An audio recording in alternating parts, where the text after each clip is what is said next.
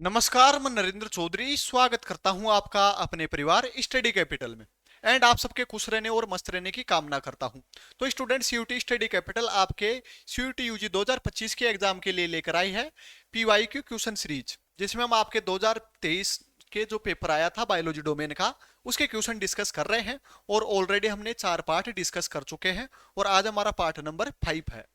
तो इसको हम डिस्कस करेंगे। 40 क्वेश्चन हमने डिस्कस कर लिए हैं, तो आपके 41 क्वेश्चन पे चलते हैं। चलिए बात करते हैं कि किस प्रकार का आपका सीयूटी यूजी में पूछा गया था, कौन कौन से क्वेश्चन आए थे और क्या क्या मतलब कि उनमें कंसेप्ट थे।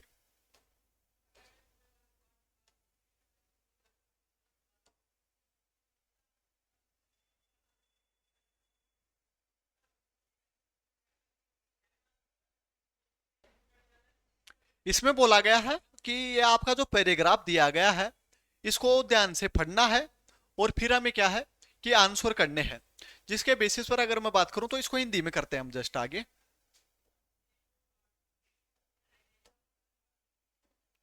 हिंदी में आपको जल्दी समझ में आ जाएगा। वैसे कुछ इंग्लिश मीडियम वालों को भी हम इंग्लिश में भी कर लेंगे। तो इसमें बोला गया है, निम्नलिखित जो है आपका पैराग्राफ है उसको पढ़िए कि परजीविता है वो एक क्या है कि कैरेक्टर है पादपों से लेकर आपके कशेरुकी यानी कि वर्टिब्रेट्स तक का। ये विकसित हुआ है कौन? परजीविता, पैरासिटिज्म। और इसमें आपका क्या है कि जो परजीवी है यानी कि एक पैरासाइट और होस्ट है, उनके बीच में क्या है कि इस प्रकार से विकसित हुए हैं कि दोनों साथ साथ रह सकते हैं। तो इसमें अपनी जो जीवन शैली है उसमें क्या है कि अनुकूलता या जटिल जीवन चक्र विकसित किए गए हैं। तो जो इसमें सीधा बात की गई कि जो परजीवी है उसका जीवन चक्र जटिल है यानी कि कॉम्प्लेक्स है। उसका कारण क्या है, क्या चीज है?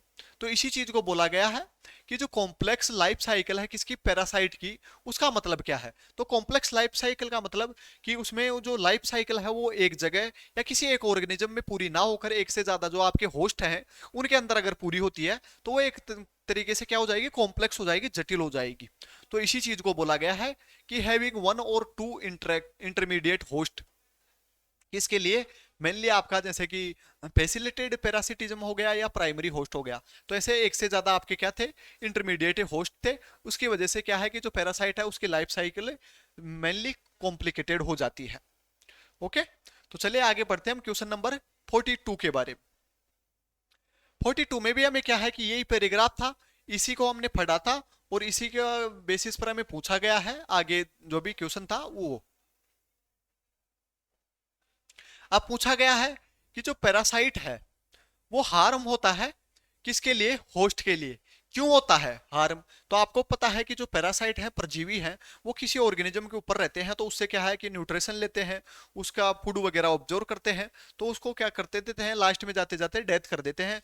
तो इसमें देखिए पहला बोला गया है कि जो पैरासाइट है वो होस्ट की साइज को घटा देते हैं, साइज को नहीं घटाते। ये इंप्रूव कर रहे हैं किसमें? ग्रोथ और रिप्रोडक्शन में। बढ़ावा तो करते ही नहीं है, कम करते हैं। फिर हम बात करते हैं रिड्यूस कर देते हैं किसको? ग्रोथ को, रिप्रोडक्शन को और पॉपुलेशन डेंसिटी को। ये चीज सही है। इंप्रूव नहीं करते हैं किसी भी चीज का, रिड्यूस करते हैं। तो ये चीज आपको पता है कि कोई भी आपके ऊपर पैरासाइट है तो वो आपकी ग्रोथ वगैरह को रिड्यूस करेगा, ना कि इंप्रूव करेगा। इस चीज को यहाँ पर बोला गया है। ओके, तो चलिए आगे बढ़ते हैं क्वेश्चन नंबर 43 के बारे में।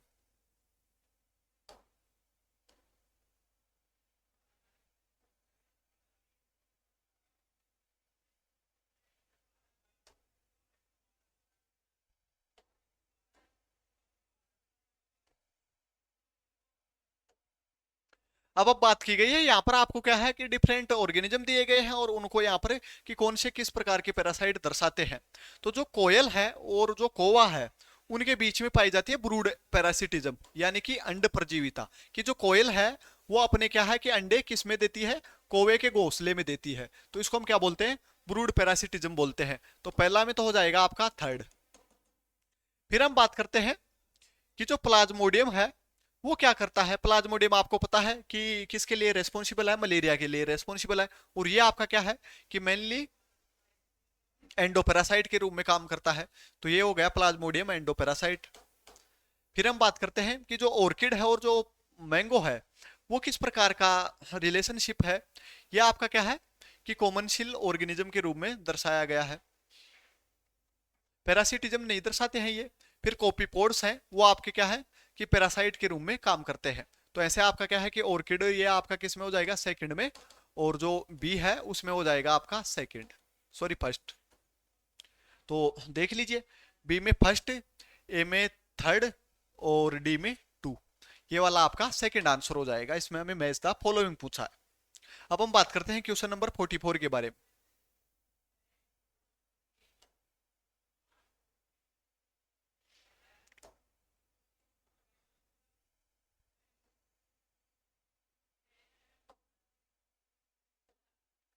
यहाँ पर आपको क्या है कि डिफरेंट स्टेटमेंट दिए गए हैं और उनमें से हमें क्या है कि कौन सा ट्रू नहीं है उसको पूछा गया है। किसके रेस्पेक्ट में?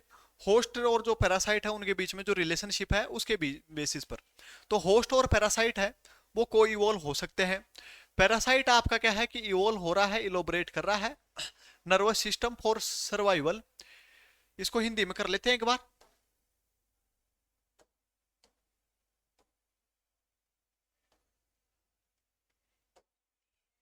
इसमें बोला गया है कि जो परपोषी है और जो परजीवी है वो साथ में विकसित होते हैं। सही है।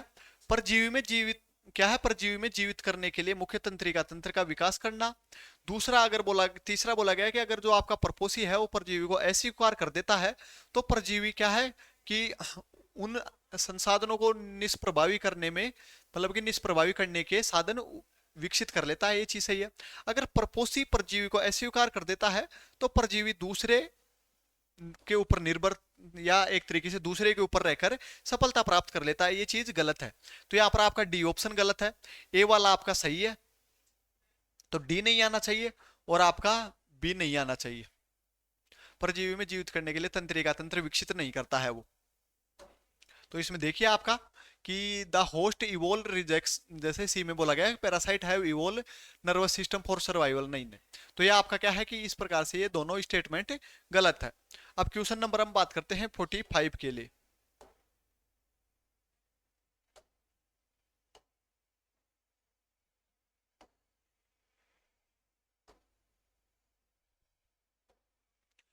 यहां पर बोला गया है कि वही पैराग्राफ चल रहा है जो हमने पढ़ा था। अब इसमें पूछा गया है मेनली कि जो कौन सा इंटरमीडिएट होस्ट है किसके लिए, जो ह्यूमन के अंदर जो लीवर फ्लूक है फेशियोला हिपेटिका, उसके अंदर इंटरमीडिएट होस्ट क्या होते हैं? तो इंटरमीडिएट होस्ट होते हैं वहां पर घोंगे, स्नेल और आपके जो फ्रेश वाटर म्यूजल्स होते हैं वो वाले। तो ये आपको याद रखना है। ठीक है। क्वेश्चन नंबर 46 पे चलते हैं हम। यहां पर आपको डायग्राम दिया गया है और उसके बेसिस पर पूछा है। यहां पर आपके है न्यूट्रिशन साइकिल दिखाए गए हैं और इसमें पूछा गया है कि विच ऑफ द फॉलोइंग, कि इनमें से कौन सा डज नॉट कॉन्स्टिट्यूट किसका अंडरग्राउंड स्टोर ऑफ कार्बन, कि कौन सा आपका भूमिगत स्टोर नहीं है किसका CO2, सॉरी कार्बन का। तो यहाँ पर आपका क्या है, आपको पता है कि जो लाइम स्टोन है, डोलेमाइट है, या आपके इनमें क्या पाया जाता है? कार्बोनेट पाया जाता है ना, कि कार्बन पाया जाता है। ऑयल और गैसेज हैं उनमें कार्बन पाया जाता है। कोल आपका कोयला है उसमें भी कार्बन पाया जाता है। लेकिन जो CO2 है वो अंडरग्राउंड स्टोरेज नहीं है किसका? आपके कार्बन का। ये आपका क्या है कि एटमोस्फियरिक एक तरीके से स्टोरेज है। अब हम बात करते हैं क्वेश्चन नंबर 47 के बारे में। इसमें भी आपको डायग्राम ही दिया गया है और यहां पर भी आपको पूछा गया है।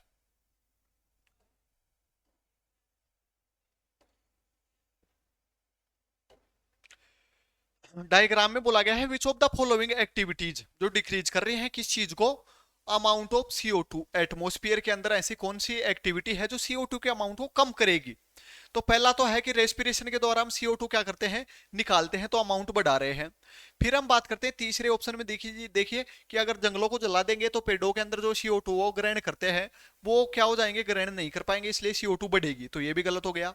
फिर हम बात करते हैं कि जो फॉसिल वगैरह है, फ्यूल है, जैसे पेट्रोल हो गया, डीजल वगैरह हो गया, तो इनके जलने से भी CO2 का प्रोडक्शन होता है, तो CO2 अमाउंट बढ़ रही है। अब हम जो फोटोसिंथेसिस करते हैं हमारे प्लांट, वो आपको पता है कि CO2 को तो लेते हैं और ऑक्सीजन क्या करते हैं? प्रोड्यूस करते हैं। तो इसकी वजह से यहाँ पर आपका क्या हो जाएगा? मेनली ये CO2 के अमाउंट कम कर रहा है ये प्रोसेस। कौन? फोटोसिंथेसिस। ठीक है, बहुत सिंपल था ये। अब हम बात करते हैं आगे क्वेश्चन नंबर आपका 48 के बारे में।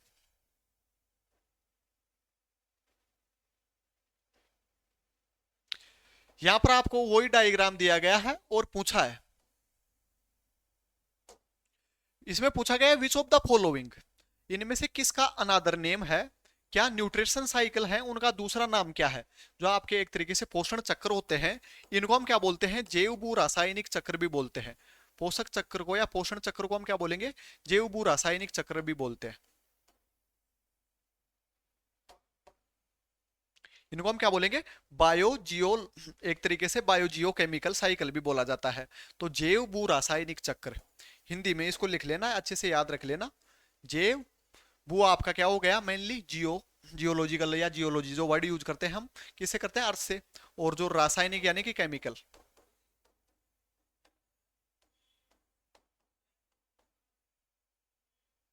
तो ये आपका बायोजियो केमिकल साइकिल हो गया। अब क्वेश्चन नंबर हम बात कर रहे हैं आपके जो 49 है उसके बारे में।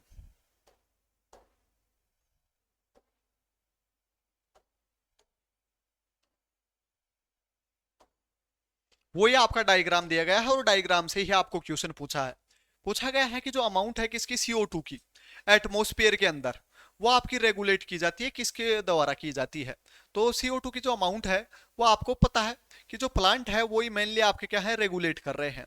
क्यों, क्योंकि वो फोटोसिंथेसिस के थ्रू लेते हैं और CO2 को प्रोड्यूस, मतलब कि CO2 का कंजप्शन करते हैं, ऑक्सीजन का मेनली प्रोडक्शन करते हैं।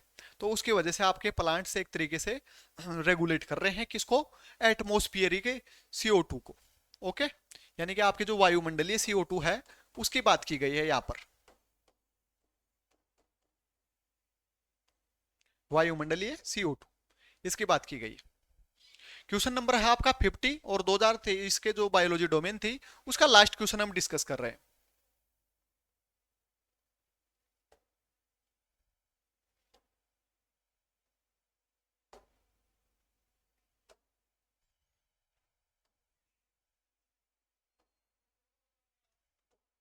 इसमें बोला गया है कि जो अमाउंट है किसकी, न्यूट्रिएंट्स की, जैसे कि द अमाउंट ऑफ न्यूट्रिएंट्स सच है, जैसे कि कार्बन, ये प्रेजेंट है कहां पर, सोयल या एनी स्पेसिफिक टाइम, ये भी एक तरीके से ये किस चीज को दर्शाता है, तो ये दर्शाता आपके स्टैंडिंग एक तरीके स्टेट को,